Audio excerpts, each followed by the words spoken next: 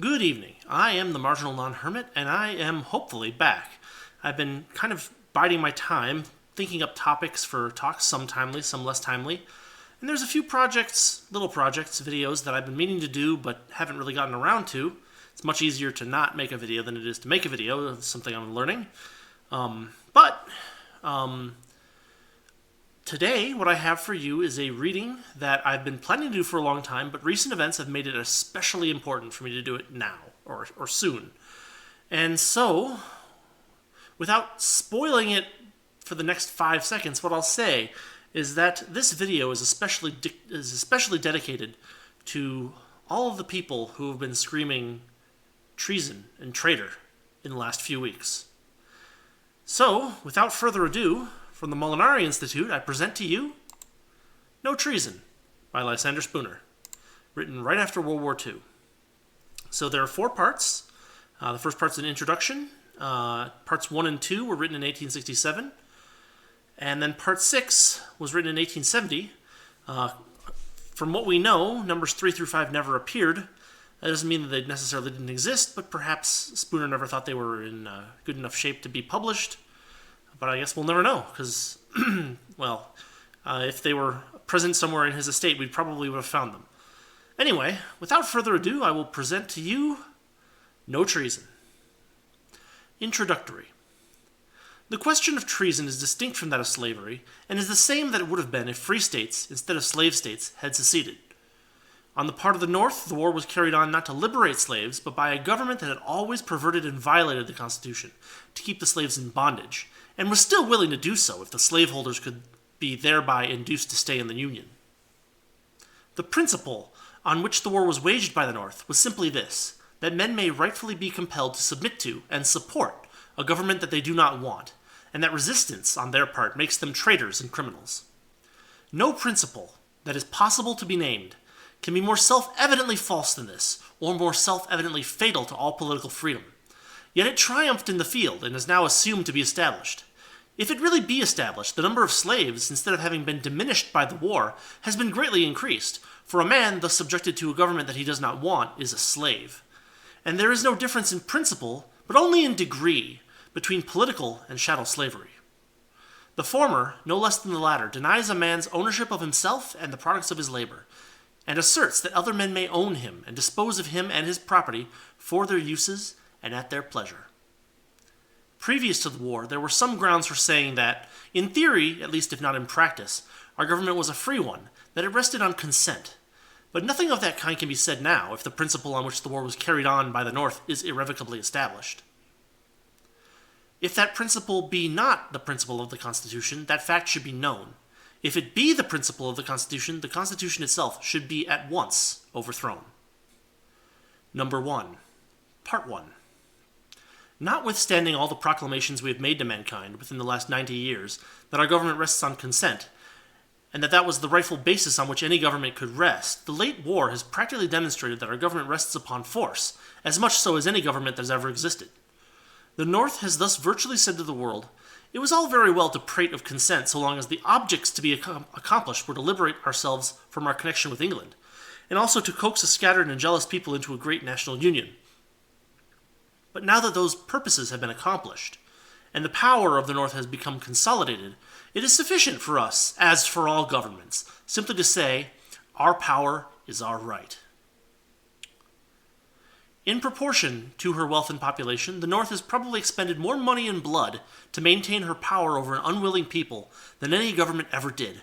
And in her estimation, it is apparently the chief glory of her success, and an adequate compensation for all her own losses, and an ample justification for all her devastation and carnage of the South, that all pretense of any necessity for consent to the perpetuity or power of government is, as she thinks, forever expunged from the minds of the people.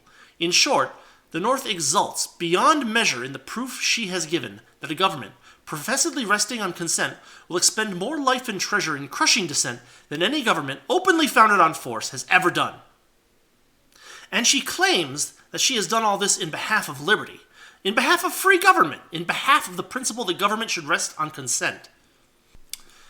If the successors of Roger Williams, within 100 years after their state, had been founded upon the principle of free religious toleration, and when the Baptists had become strong on the credit of that principle, had taken to burning heretics with a fury never seen before among men, and had they finally gloried in having thus suppressed all question of the truth of the state religion, and had they further claimed to have done all this in behalf of freedom of conscience, the inconsistency between profession and conduct would scarcely have been greater than that of the North, in carrying on such a war as she has done, to compel men to live under and support a government that they did not want, and in then claiming that she did it in behalf of the principle that government should rest on consent. This astonishing absurdity and self-contradiction are to be accounted for only by supposing either that the lusts of fame and power and money have made her utterly blind to or utterly reckless of the inconsistency and enormity of her conduct, or that she has never even understood what was implied in a government's resting on consent. Perhaps this last explanation is the true one. In charity to human nature, it is to be hoped that it is. Part 2. What then is implied in a government's resting on consent? If it be said that the consent of the strongest party in a nation is all that is necessary to justify the establishment of a government that shall have the authority over the weaker party, it may be answered that the most despotic governments in the world rest upon that very principle, viz., the consent of the strongest party. These governments are formed simply by the consent or agreement of the strongest party that they will act in concert in subjecting the weaker party to their dominion, and the despotism and tyranny and injustice of these governments consist in that very fact, or at least that is the first step in their tyranny, a necessary preliminary to all the oppressions that are to follow. If it be said that the consent of the most numerous party in a nation is sufficient to justify the establishment of their power over the less numerous party, it may be answered, first, that two men have no more natural right to exercise any kind of authority over one than one has to exercise the same authority over two. A man's natural rights are his own against the whole world, and any infringement of them is equally a crime, whether committed by one man or by millions, whether committed by one man calling himself a robber, or by any other name indicating his true character, or by millions calling themselves a government. Second, it would be absurd for the most numerous party to talk of establishing a government over the less numerous party, unless the former were also the strongest, as well as the most numerous. For it is not to be supposed that the strongest party would ever submit to the rule of the weaker party, merely because the latter were the most numerous. And as a matter of fact, it is perhaps never that governments are established by the most numerous party. They are usually, if not always, established by the less numerous party, their superior strength consisting of their superior wealth, intelligence, and ability to act in concert. Third, our Constitution does not profess to have been established simply by the majority, but by the people, the minority as much as the majority. Fourth, if our fathers in 1776 had acknowledged the principle that a majority had the right to rule the minority, we should never have become a nation, for they were in a small minority as compared with those who claimed the right to rule over them. Fifth, majorities, as such, afford no guarantees for justice. They are men of the same nature as minorities. They have the same passions for fame, power, and money as minorities, and are liable and likely to be equally, perhaps more than equally, because more boldly, rapacious, tyrannical, and unprincipled, if entrusted with power. There is no more reason, then, why a man should either sustain or submit to the rule of the majority than of a minority. Majorities and minorities cannot rightfully be taken at all into account in deciding questions of justice. And all talk about them in matters of government is mere absurdity. Men are dunces for uniting to sustain any government or any laws except those in which they are all agreed. And nothing but force and fraud compel men to sustain any other. To say that majorities, as such, have a right to rule minorities is equivalent to saying that minorities have, and ought to have, no rights except such as majorities please to allow them. Sixth, it is not improbable that many or most of the worst of governments, although established by force and by a few in the first place, come in time to be supported by a majority. But if they do, this majority is composed in large part of the most ignorant, superstitious, timid, dependent, servile, and corrupt portions of the people. Of those who have been overawed by the power, intelligence, wealth, and arrogance, of those who have been deceived by the frauds, and of those who have been corrupted by the inducements of the few who really constitute the government. Such majorities very likely could be found in half, perhaps 9/10 of all the countries on the globe. What do they prove? Nothing but the tyranny and corruption of the very governments that have reduced so large portions of the people to their present ignorance, servility, degradation, and corruption. And ignorance, servility, degradation, and corruption, that are best illustrated in the simple fact that they do sustain governments that have so oppressed, degraded, and corrupted them. They do nothing towards proving that the governments themselves are legitimate, or that they ought to be sustained or even endured by those who understand their true character.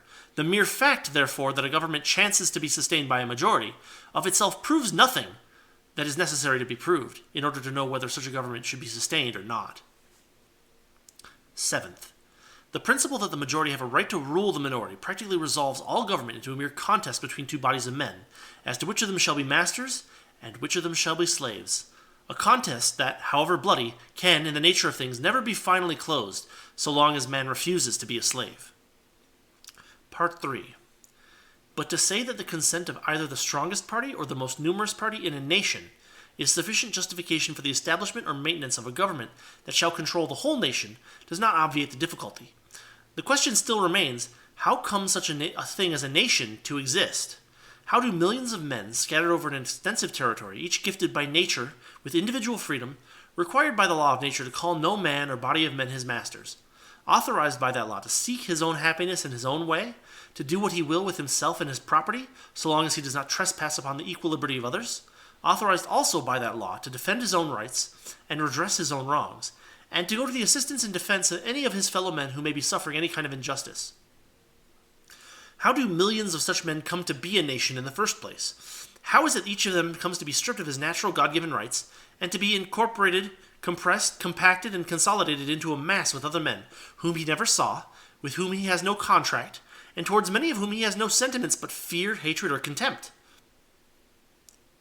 How does he become subjected to the control of men like himself, who by nature had no authority over him, but who command him to do this and forbid him to do that, as if they were his sovereigns and he their subject, as if their wills and their interests were the only standards of his duties and his rights, and who compel him to submission under peril of confiscation, imprisonment, and death? Clearly, all this is the work of force, or fraud, or both.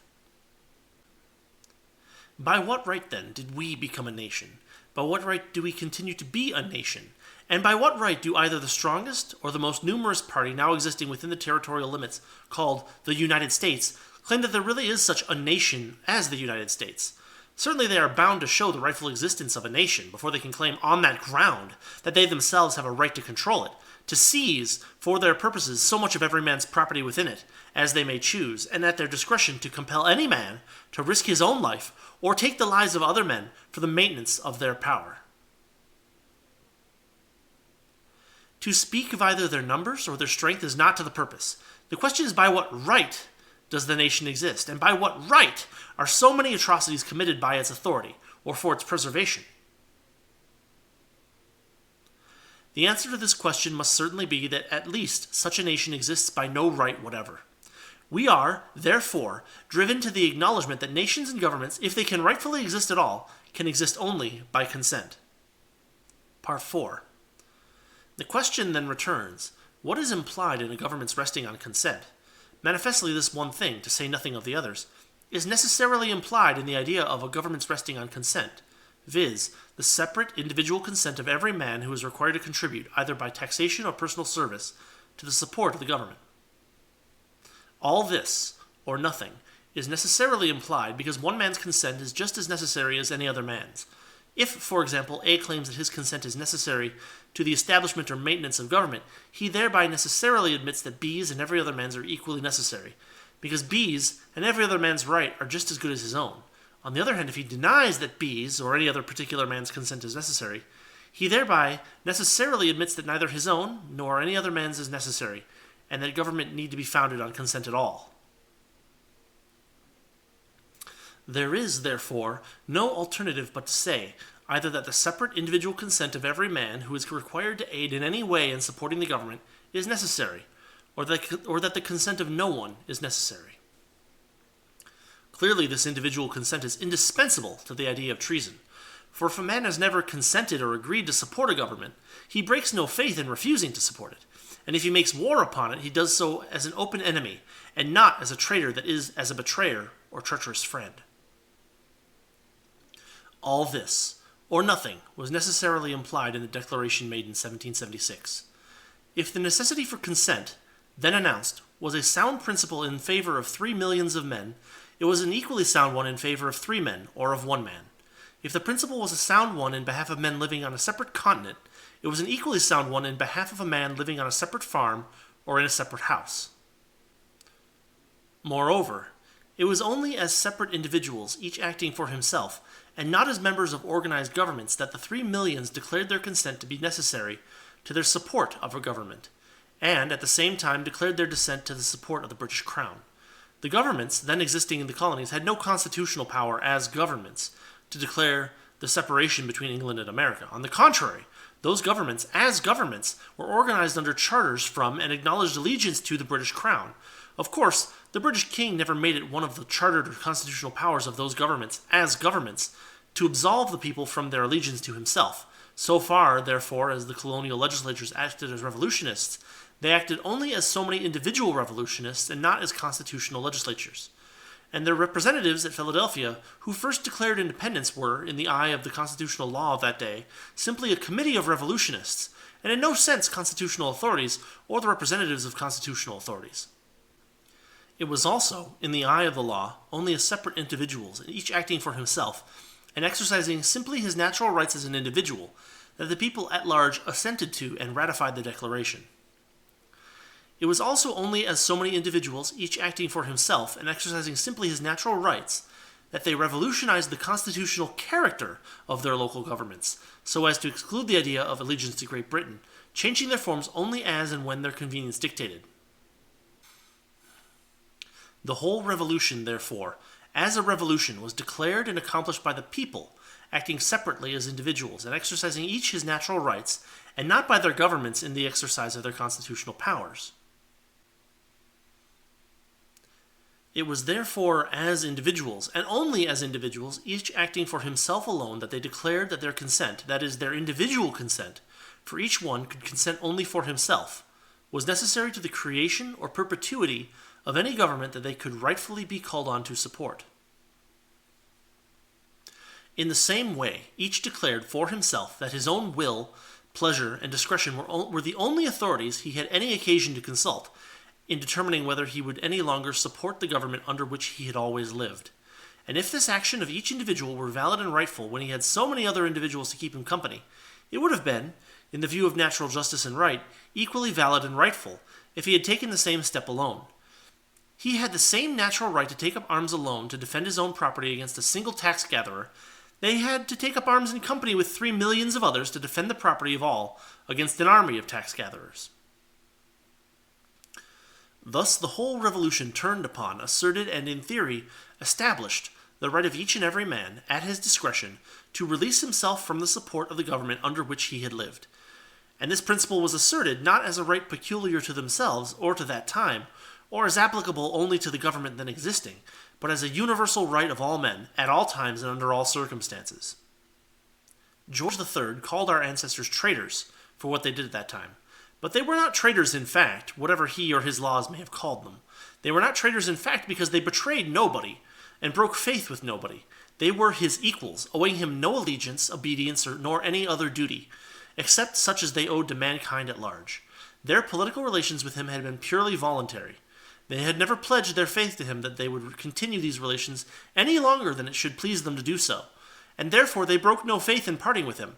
They simply exercised their natural right of saying to him and to the English people that they were under no obligation to continue their political connection with them, and that, for reasons of their own, they chose to dissolve it. What was true of our ancestors is true of revolutionists in general. The monarchs and governments from whom they choose to separate attempt to stigmatize them as traitors, but they are not traitors in fact, inasmuch as they betray and break faith with no one. Having pledged no faith, they break none. They are simply men who, for reasons of their own, whether good or bad, wise or unwise, is immaterial, choose to exercise their natural right of dissolving their connection with the governments under which they have lived. In doing this, they no more commit the crime of treason, which necessarily implies treachery, deceit, breach of faith, than a man commits treason when he chooses to leave a church, or any other voluntary association with which he has been connected. This principle was a true one in 1776. It is a true one now. It is the only one on which any rightful government can rest. It is the one on which the Constitution itself professes to rest. If it does not really rest on that basis, it has no right to exist. and it is the duty of every man to raise his hand against it. If the men of the Revolution designed to incorporate in the Constitution the absurd ideas of allegiance and treason, which they had once repudiated, against which they had fought, and by which the world had been enslaved, they thereby established for themselves an indisputable claim to the disgust and detestation of all mankind. In subsequent numbers, the author hopes to show that, under the principle of individual consent, the little government that mankind need is not only practicable, but natural and easy, and that the Constitution of the United States authorizes no government except one depending wholly on voluntary support. Number 2. The Constitution. Part 1. The Constitution says, "We, the people of the United States, in order to form a more perfect union, establish justice, ensure domestic tranquility, provide for the common defense, promote the general welfare, and secure the blessings of liberty to ourselves and our posterity, do ordain and establish this Constitution for the United States of America." The meaning of this is simply we, the people of the United States, acting freely and voluntarily as individuals, consent and agree that we will cooperate with each other in sustaining such a government as is provided for in this Constitution. The necessity for the consent of the people is implied in this declaration. The whole authority of the Constitution rests upon it. If they did not consent, it was of no validity. Of course it had no validity, except as between those who actually consented. No one's consent could be presumed against him without his actual consent being given, any more than in the case of any other contract to pay money or render service. And to make it binding upon any one, his signature, or other positive evidence of consent, was as necessary as in the case of any other contract. If the instrument meant to say that any of the people of the United States would be bound by it who did not consent, it was a usurpation and a lie. The most that can be inferred from the form "we the people" is that the instrument offered membership to all the people of the United States, leaving it for them to accept or refuse it at their pleasure. The agreement is a simple one, like any other agreement. It is the same as one that should say, "We the people of the town of A agree to sustain a church, a school, a hospital, or a theater for ourselves and our children." Such an agreement clearly could have no validity, except as between those who actually consented to it. If a portion only of the people of the town of A should assent to this contract, and should then proceed to compel contributions of money or service from those who had not consented, they would be mere robbers, and would deserve to be treated as such. Neither the conduct nor the rights of these signers would be improved at all by their saying to the dissenters, "We offer you equal rights with ourselves in the benefits of the church, school, hospital, or theater, which we propose to establish, and equal voice in the control of it." It would be a sufficient answer for the others to say, "We want no share in the benefits and no voice in the control of your institution, and will do nothing to support it." The number who actually consented to the Constitution of the United States, at the first, was very small. Considered as the act of the whole people, the adoption of the Constitution was the merest farce and imposture, binding upon nobody. The women, children, and blacks, of course, were not asked to give their consent. In addition to this, there were, in nearly or quite all of the states, property qualifications that excluded probable 1/2, 2/3, or even perhaps 3/4 of the white male adults from the right of suffrage. And of those who were allowed that right, we know not how many exercised it. Furthermore, those who originally agreed to the Constitution could thereby bind nobody that should come after them. They could contract for nobody but themselves. They had no more natural right or power to make political contracts binding upon succeeding generations than they had to make marriage or business contracts binding upon them. Still further, even those who actually voted for the adoption of the Constitution did not pledge their faith for any specific time, since no specific time was named in the Constitution during which the association should continue. It was therefore merely an association during pleasure, even as between the original parties to it. Still less, if possible, has it been anything more than a merely voluntary association during pleasure between the succeeding generations, who have never gone through, as their fathers did, with so much even as any outward formality of adopting it, or of pledging their faith to support it. Such portions of them as pleased, and as the states permitted to vote, have only done enough by voting and paying taxes, and unlawfully and tyrannically extorting taxes from others, to keep the government in operation for the time being. And this, in the view of the Constitution, they have done voluntarily, and because it was for their interest or pleasure, and not because they were under any pledge or obligation to do it. Any one man or any number of men have had a perfect right at any time to refuse his or their further support, and nobody could rightfully object to his or their withdrawal. There is no escape from these conclusions if we say that the adoption of the Constitution was the act of the people as individuals and not of the states as states. On the other hand, if we say that the adoption was the act of the states as states, it necessarily follows that they had the right to secede at pleasure, inasmuch as they engaged for no specific time. The consent, therefore, that has been given, whether by individuals or by the states, has been at most only a consent for the time being, not an engagement for the future. In truth, in the case of individuals, their actual voting is not to be taken as proof of consent, even for the time being. On the contrary, it is to be considered that, without his consent having ever been asked, a man finds himself environed by a government that he cannot resist, a government that forces him to pay money, render service, and forego the exercise of many of his natural rights, under peril of weighty punishments. He sees, too, that other men practice this tyranny over him by the use of the ballot.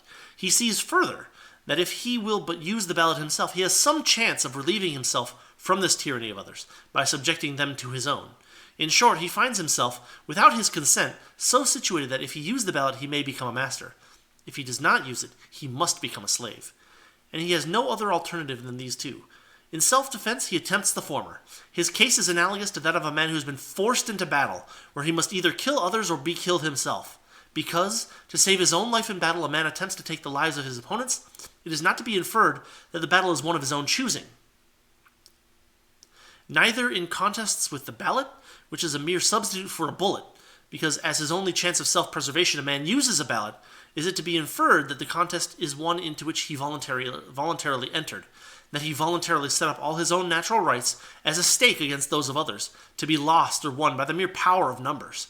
On the contrary, it is to be considered that, in an exigency into which he has been forced by others, and in which no other means of self-defense offered, he, as a matter of necessity, used the only one that was left to him.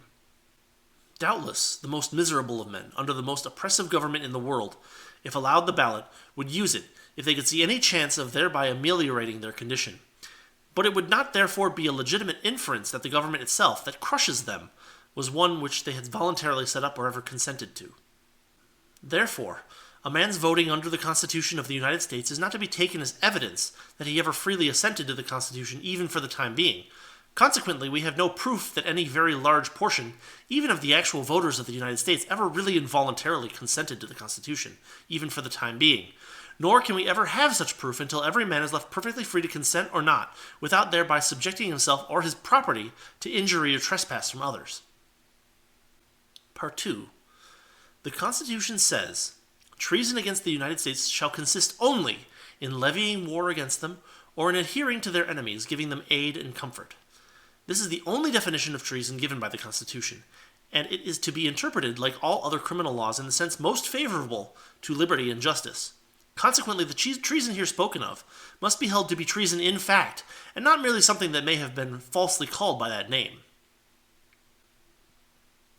To determine, then, what is treason in fact, we are not to look to the codes of kings and czars and kaisers, who maintain their power by force and fraud, who contemptuously call mankind their subjects, who claim to have a special license from heaven to rule on earth, who teach that it is a religious duty of mankind to obey them, who bribe a servile and corrupt priesthood to impress these ideas upon the ignorant and superstitious, who spurn the idea that their authority is derived from or dependent at all upon the consent of their people, and who attempt to defame by the false epithet of traitors all who assert their own rights and the rights of their fellow men against such usurpations.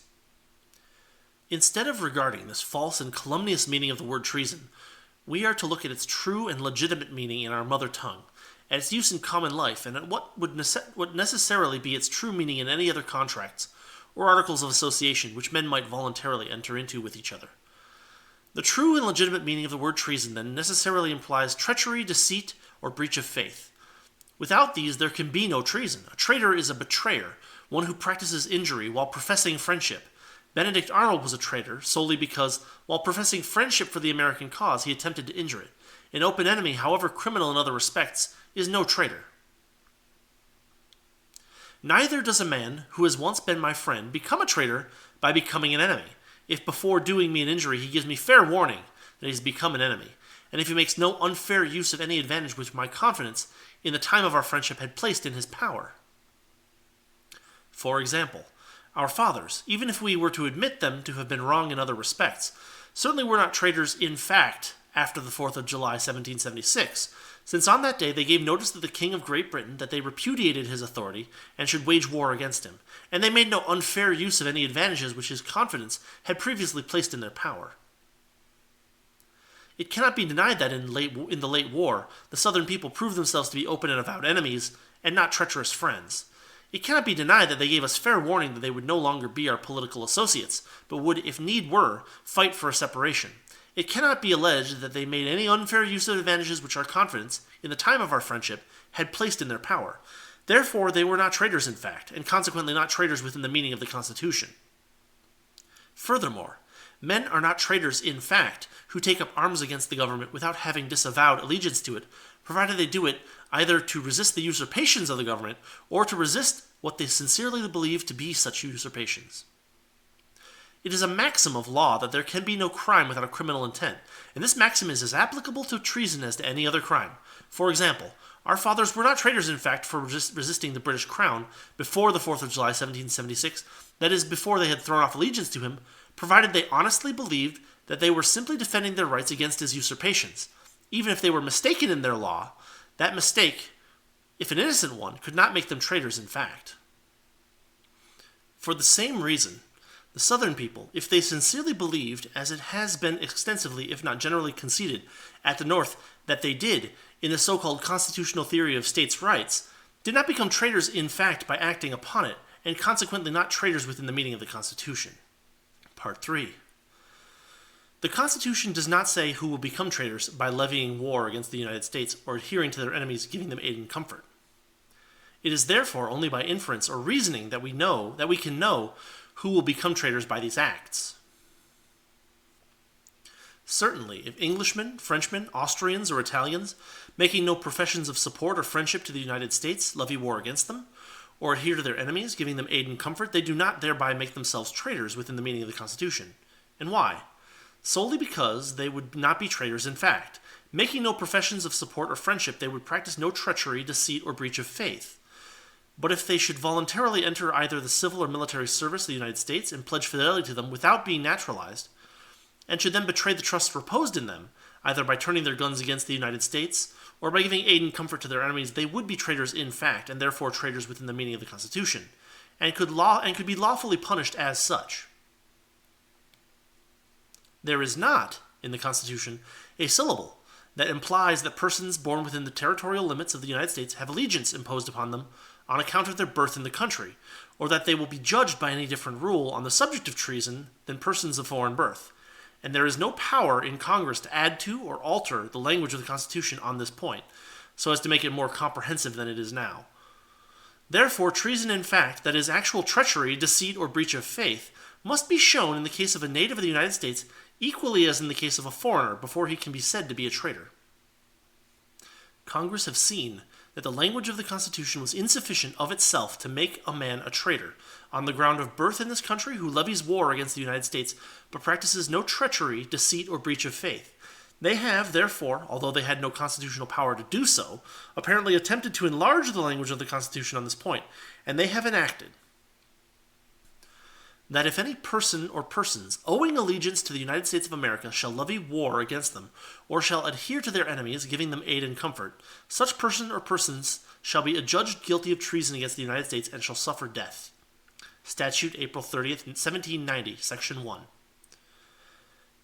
It would be a sufficient answer to this enactment to say that it is utterly unconstitutional, if its effect would be to make any man a traitor who would not have been one under the language of the Constitution alone.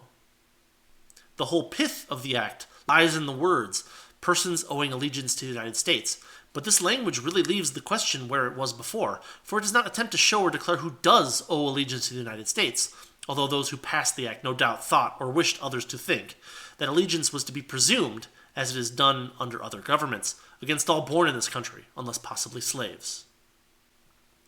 The Constitution itself uses no such word as allegiance, sovereignty, loyalty, subject, or any other term, such as is used by other governments to signify the services, fidelity, obedience, or other duty which the people are assumed to owe to their government, regardless of their own will in the matter.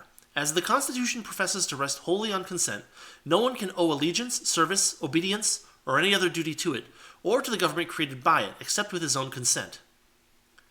The word allegiance comes from the Latin words ad and lego, or possibly ad and lego, signifying to bind to.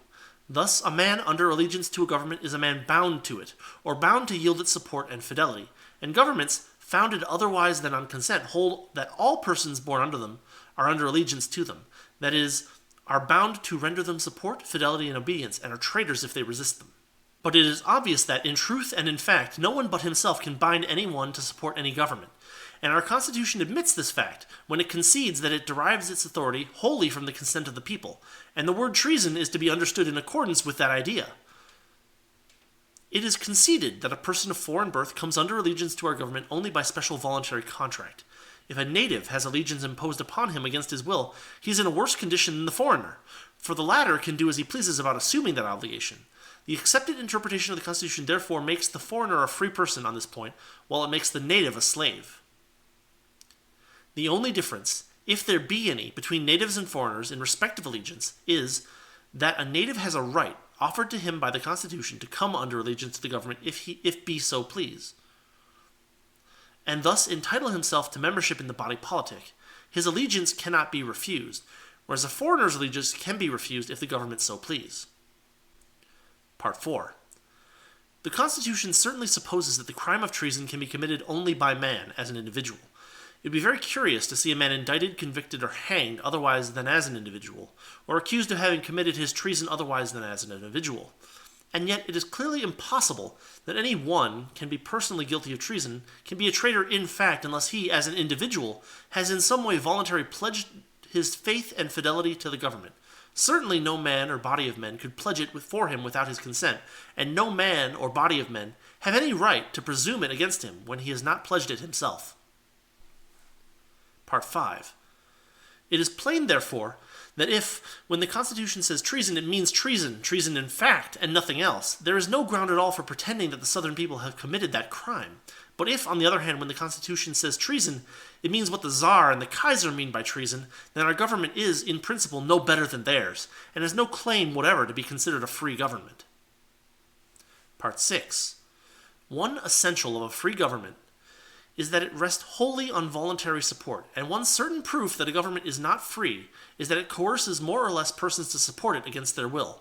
All governments, the worst on earth and the most tyrannical on earth, are free governments to that portion of the people who voluntarily support them, and all governments, though the best on earth in other respects, are nevertheless tyrannies to that portion of the people, whether few or many, who are compelled to support them against their will.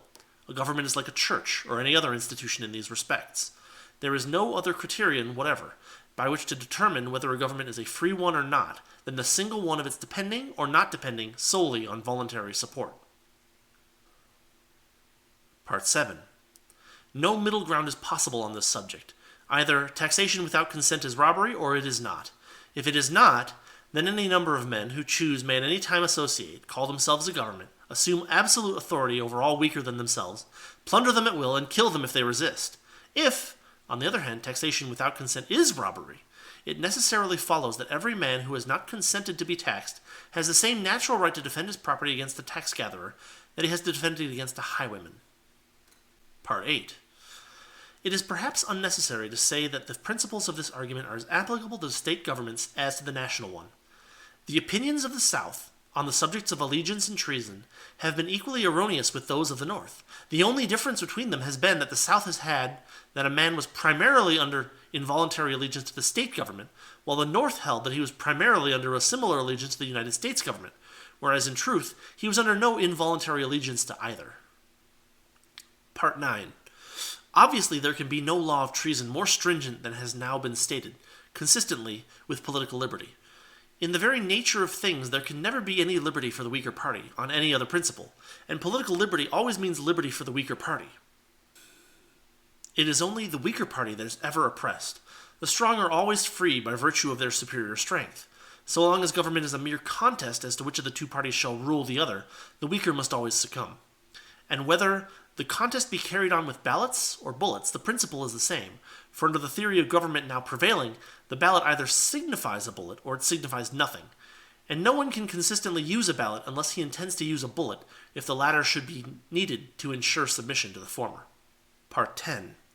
The practical difficulty with our government has been that most of those who have administered it have taken it for granted that the Constitution, as it is written, was a thing of no importance, that it neither said what it meant, nor meant what it said, that it was gotten up by swindlers, as many of its authors doubtless were, who said a great many good things which they did not mean, and meant a great many bad things which they dared not say, that these men, under the false pretense of a government resting on consent of the whole people, designed to entrap them into a government of a part, who should be powerful and fraudulent enough to cheat the weaker portion out of all the good things that were said, but not meant, and subject them to all the bad things that were meant, but not said. And most of those who have administered the government have assumed that all these swindling intentions were to be carried into effect in the place of the written Constitution. Of all these swindles, the treason swindle is the most flagitious. It is the most flagitious because it is equally flagitious in principle with any, and it includes all the others. It is the instrumentality by which all the others are made effective. A government that can at pleasure accuse, shoot, and hang men as traitors for the one general offense of refusing to surrender themselves and their property unreservedly to its arbitrary will can practice any and all special and particular oppressions it pleases. The result, and a natural one, has been that we have had governments, state and national, devoted to nearly every grade and species of crime that governments have ever practiced upon their victims, and these crimes have culminated in a war that has cost 1 million of lives, a war carried on upon one side for chattel slavery, and on the other for political slavery, upon neither for liberty, justice, or truth. And these crimes have been committed, and this war waged, by men and the descendants of men who, less than 100 years ago, said that all men were equal, and could owe neither service to individuals nor allegiance to governments except with their own consent. Part 11. No attempt or pretense that was ever carried into practical operation amongst civilized men, unless possibly the pretense of a divine right, on the part of some, to govern and enslave others, embodied so much of shameless absurdity, falsehood, impudence, robbery, usurpation, and tyranny, and villainy of every kind, as the attempt or pretense of establishing a government by consent, and getting the actual consent of only so many as may be necessary to keep the rest in subjection by force. Such a government is a mere conspiracy of the strong against the weak. It no more rests on consent than does the worst government on earth.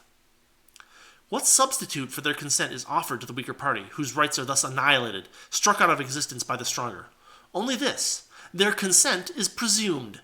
That is, these usurpers condescendingly and graciously presume that those whom they enslave consent to surrender their all of life, liberty, and property into the hands of those who thus usurp dominion over them. And it is pretended that this presumption of their consent, when no actual consent has been given, is sufficient to save the rights of the victims and to justify the usurpers. As well might the highwayman pretend to justify himself by presuming that the traveler consents to part with his money. As well might the assassin justify himself by simply presuming that his victim consents to part with his life. As well the holder of chattel slaves attempt to justify himself by presuming that they consent to his authority and to the whips and the robbery which he practices upon them. The presumption is simply a presumption that the weaker party consent to be slaves. Such is the presumption on which alone our government relies to justify the power it maintains over its unwilling subjects. And it was to establish that presumption as the inexorable and perpetual law of this country that so much money and blood have been expended. So that is the introductory and parts 1 and 2, or numbers 1 and 2 of No Treason. I am going to do number 6 later, and I will either append it to the end of this video, or I will make it its own separate video because it is quite long. So with that, for now, I will say thank you for watching and listening. This is a very important piece of work by Lysander Spooner, and I'm glad that you were all here to enjoy it with me. So thank you once again.